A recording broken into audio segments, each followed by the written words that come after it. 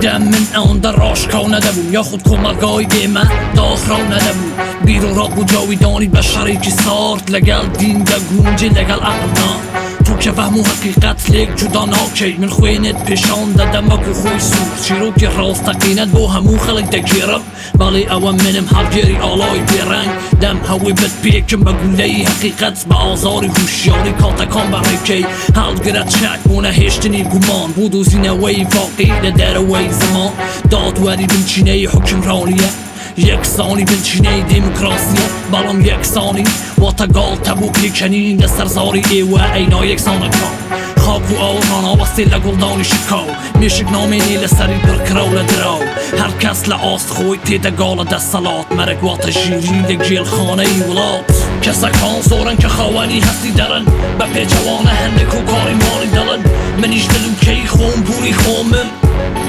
دنیای که سیده گلم کسک هان زورن که خوانی هستی درن با پیچوانه هندک و کاری مانی دلن منیش دلو کی خون بوری خومم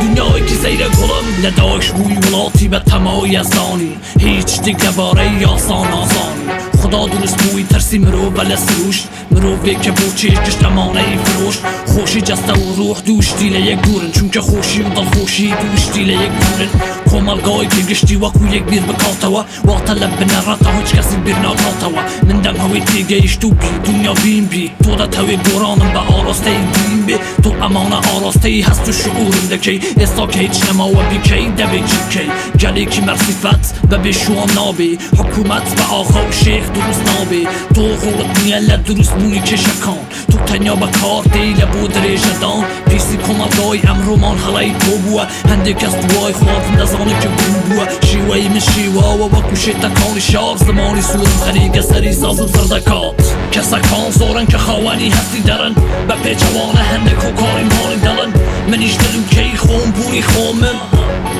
دنیای که سیده گلم کسکان زورن که خوانی هستی درن با پیچوانه هنده که کاری مانی دلن منیش دلو کی خون بونی خومم دنیای که سیده گلم